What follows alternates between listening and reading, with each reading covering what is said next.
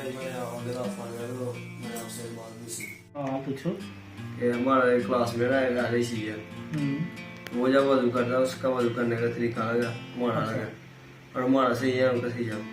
हमारे मौलवी जो होता है वो हम करते हैं।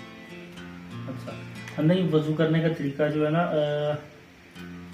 कुरान पाक में ना अल्लाह पाक ने सूरतुल माइदा में ना आयत नंबर 6 में वाज़िया तौर पे बताया है कि जब नमाज पढ़ने को दिल करे, नमाज पढ़ना चाहो, उस वक्त अपने मुंह को और अपने हाथों को कोने तक धो लिया करो, सर का मसा कर लिया करो, टखनों तक पाँव धो लिया करो। उसकी अल्लाह पाक ने प्रॉपर कोई तरतीब नहीं बताई कि इस तरह करना, सिर्फ अल्लाह पाक ने ये बताया कि आपने इस तरह वजू करना, ये चीज़ें धो लेनी हैं।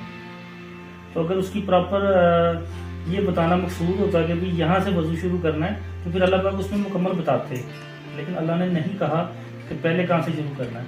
सो इसलिए उस तरतीब में हमें जाने की ज़रूरत नहीं है। ये तफरीक जो है ये हमारे कुछ हल्का अहबाब ऐसे हैं जिन्होंने इसको मशरूत कर दिया है कि जी वजू ऐसे हो तो ऐसे ठीक होता है। वजू वो ठीक है, जिस तरह मर्जी करें, सिर्फ कुरान पाक के मुताबिक करें। हर चीज़ अल्लाह पाक ने कुरान पाक में वाज़िया तौर पे बता दिया। वो तो किसी को अहले तशरीह कहना ही गलत है बेटा। हम चूँकि मुसलमान हैं तो अल्लाह पाक ने कुरान पाक में वाज़िया बताया है कि आप लोगों ने तकसीम नहीं होना, ग्रोह नहीं बनाने छोटे छोटे जो होते हैं ना, जिस तरह ये शिया सुन्नी वहाबी, इस तरह अल्लाह पाक ने मना फरमाया कि ये ग्रोह नहीं आप लोगों ने बनाने। अल्लाह कहता है मेरे यहाँ दीन सिर्फ इस्लाम है, जो लोग ग्रोह बनाएंगे उनको मैं रोज़े क़यामत अजाब दूंगा। सो ये सारी चीज़ें कुरान पाक में लिखी हुई हैं। आप जब कुरान पाक पढ़ते हो ना, हमारे मुआशरे में कुरान पाक पढ़ने के लिए लोग बच्चों को भिजवाते तो हैं, लेकिन वो कुरान पाक अरबी में पढ़ के आ जाते हैं, तो हमें तो अरबी की समझ नहीं आती, हमें उर्दू में पढ़ना चाहिए।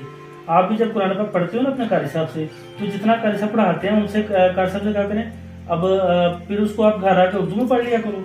उर्दू में पढ़ने के बाद फिर कारी साहब से पूछा करो कि कारी साहब इसकी मुझे समझ नहीं आ रही। अब वो तो उर्दू वैसे ही बड़ा आसान है, जब हम उर्दू में पढ़ेंगे ना तो फिर हमें समझ आ जाएगी कि अल्लाह पाक हमें क्या कह रहे हैं। तो मुकम्मल दीन तो कुरान पाक में अल्लाह पाक ने कुरान पाक में कह दिया कि मैंने तुम्हारा दीन तुम पर मुकम्मल कर दिया। तो दीन सिर्फ वही है जो कुरान पाक में है, उसके अलावा कोई चीज़ दीन का हिस्सा नहीं है। हमारा मुकम्मल यकीन कुरान पाक पे है। कुरान पाक की आगे अहादीस जो है ना वो कुरान पाक की तशरीह करती हैं। मैंने अपने उस्ताद मोहतरम से इसी तरह पूछा था किसी चीज़ के मुताबिक, तो उन्होंने मुझे बताया उनका जितनी भी अहादीस है ना वो कुरान पाक की तशरीह करती हैं, और अहादीस भी आप ने लिखवाई है, और कुरान पाक भी जो है वो भी हमारे नबी पाक हज़रत मोहम्मद सल्लल्लाहु अलैहि वसल्लम ने हमें लिखवाया है। सो अगर हदीस में और कुरान में इख्तलाफ आए तो वो तो आना ही नहीं चाहिए, क्योंकि हदीस तो आप सल्लल्लाहु अलैहि वसल्लम ने इसीलिए दी थी कि वो तशरीह करके, ताकि प्रैक्टिकली अमली हमें नमूना दिखाया कि भी इस तरह से ज़िंदगी गुजारनी है। उनकी हमने आगे से अहादीस बनाई, वो कुरान की वजाहत की आप सल्लल्लाहु अलैहि वसल्लम ने ना, जिन लोगों को नहीं समझ आ रही थी जितनी वजाहत उन्होंने कर दी बस काफ़ी है। और अल्लाह पाक फरमाते हैं कि जिन चीज़ों की आपको समझ नहीं आती वो आप छोड़ दें, उसमें उस बहस में न जाएं। जितना अल्लाह पाक ने बता दिया है कुरान पाक में वही दीन है बस, उसके अलावा कुछ दीन का हिस्सा नहीं है। कोई जैसे भी वजू करता है, जो कोई कैसे भी नमाज पढ़ता है, वो उसका और अल्लाह का मामला है। हमें तकसीम नहीं होना, बहरहाल हमें एक मुट्ठ होके इत्तेहाद से रहना। अल्लाह पाक ने फरमाया रोज़े क़यामत वो जमात कामयाब होगी जो बतौर मुसलमान मुत्तहिद रहेंगे, और जो तफरीक होंगे, ग्रोहों में तकसीम हो जाएंगे, अपने ऊपर टैग लगा लेंगे कि मैं सुन्नी हूँ, मैं शिया हूँ, उनको अल्लाह पाक फरमाते हैं कि मैं रोज़े क़यामत अज़ाब दूंगा। ये कुरान पाक के अहकामात हैं, मेरे नहीं है, ये कुरान पाक का फैसला है।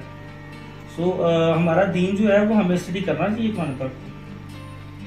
सो अगर वीडियो अच्छी लगे तो इस पैगाम को, अल्लाह के पैगाम को ज़्यादा से ज़्यादा लोगों तक पहुँचाएँ।